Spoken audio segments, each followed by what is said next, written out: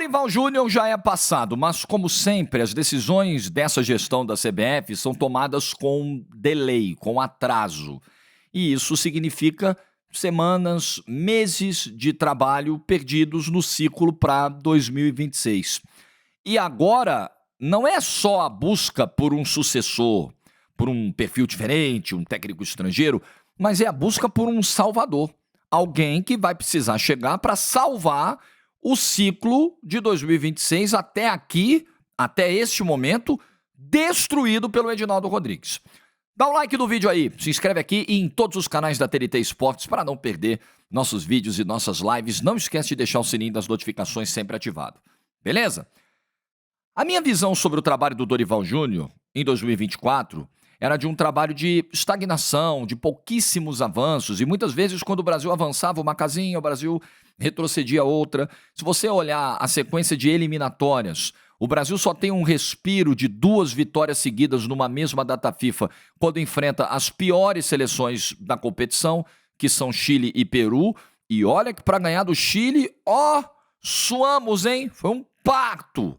Precisou de uma jogada individual do Luiz Henrique aos 44 do segundo tempo. Se não, nem isso. Terminamos o ano empatando de novo com a Venezuela, empatando com o Uruguai, tomando vaia da torcida na Fonte Nova, em Salvador. Tivemos uma Copa América de 45 dias de preparação, de trabalhos, atividades, seleção reunida. E o Brasil se apresentou mal em 3 dos 4 jogos que fez na Copa América, além de algumas decisões do Dorival muito questionáveis, né, de uma evolução que só ele enxergava nas entrevistas e a gente não via. Então, o meu ponto aqui é que já em 2024, quando termina o jogo contra o Uruguai, a gente tem uma fotografia nada favorável do trabalho do Dorival e a projeção era, mas tem a data FIFA de março, Colômbia e Argentina. Meu Deus! Se o Brasil não conseguiu uma performance melhor contra Paraguai, ele perdeu. Contra Venezuela, que ele não conseguiu ganhar. Imagine contra Colômbia e Argentina. O Brasil não tem como ganhar esses 2 jogos, como não ganhou. E para ganhar da Colômbia, precisou de uma bola no último minuto, num desvio, um chute da entrada da área, porque fatalmente não ganharia o jogo também. Então se adiou uma decisão que já estava clara que seria tomada. A sensação que todo mundo tinha na virada de 24 para 25 era: o Dorival dificilmente vai chegar na Copa do Mundo, né? Por mais que o Dorival tenha prometido que estaria na final da Copa do Mundo com a seleção brasileira. Estaremos na final, podem me cobrar. Né? Ninguém acreditava muito nisso. Mas o presidente Edinaldo Rodrigues, nesse período que veio do fim do ano passado até agora, março de 2025, tinha uma outra questão para resolver, a questão eleitoral. Então, quando o presidente da CBF tem tantas articulações políticas para fazer, ele se distancia das decisões de campo. Uma coisa é o presidente que está integralmente voltado para o trabalho de campo, para a seleção, para o futebol, para pensar o futebol. A CBF é a Confederação Brasileira de Futebol. Então você imagina que o seu mandatário estará full time focado nisso aí. Só que ele tinha que fazer costuras, ele tinha que lidar com a pré-candidatura do Ronaldo, ele tinha que obter os apoios de clubes e federações, ele precisava ter estável a sua situação no campo jurídico, político. E nesse momento, deixa que a gente resolve o Dorival em março. É mais ou menos a lógica da sucessão do Tite. O Tite avisou mais de 1 ano antes que não seguiria na seleção brasileira após Copa do Mundo do Catar.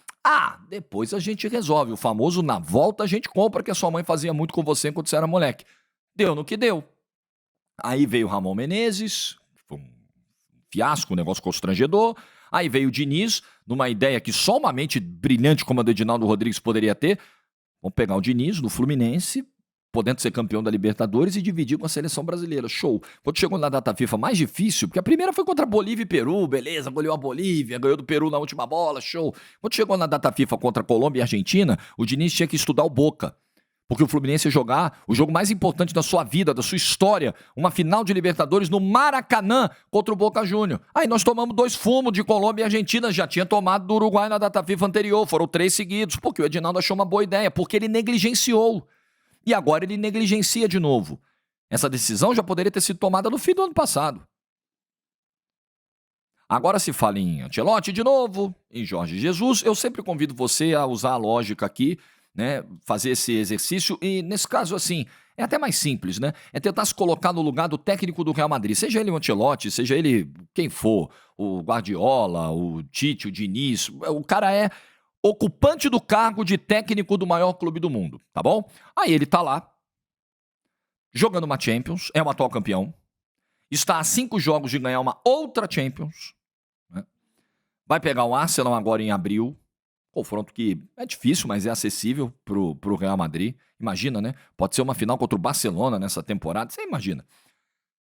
Esse cara trabalha com Florentino Pérez, e aí ele tem mais um ano de contrato, um ano e pouquinho, vai até o meio de 26, e aí ele simplesmente decide largar tudo para trabalhar com Edinaldo Rodrigues, numa seleção cheia de problemas, cheia de lacunas, que não desenvolveu o modelo de jogo de 2022 para cá, desde a saída do Tite, não tem um norte, e o seu principal e mais talentoso jogador é um mar de incertezas, de interrogações no aspecto físico.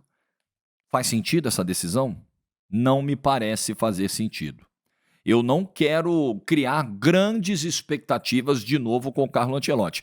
E gostaria que a CBF se preservasse a sua imagem e não pagasse um novo mico internacional como pagou na primeira investida por Carlo Ancelotti. Talvez interpretando de maneira muito otimista eventuais sinais que possam ter sido deixados nas supostas conversas que teriam havido presenciais entre o Edinaldo e o Carlo Ancelotti. Espero que a CBF não pague esse mico. Se fala em Jorge Jesus, eu acho o Jorge Jesus um profissional competente, fez história no futebol brasileiro. O Flamengo de 2019 é um time para entrar para os livros de história do futebol, sem dúvida, para o imaginário, para o encantamento do torcedor do futebol brasileiro. Mas tem um combo Jorge Jesus que é muito difícil, né, de administrar, um combo de vaidade, de gestão. Tem a relação com o Neymar. Ontem o Neymar, na premiação do Campeonato Paulista, falou: tô fora dessa história de Jorge Jesus, eu não quero saber disso não, eu sou jogador, eu não quero me meter nisso. Mas como houve um desgaste recente, como a seleção pensa no Neymar para 2026, eu não sei se esse nome, essa resistência seria quebrada. Já ouvi falarem até no Arthur Jorge, que ano passado chegou aqui, foi campeão brasileiro, campeão da Libertadores, um técnico jovem.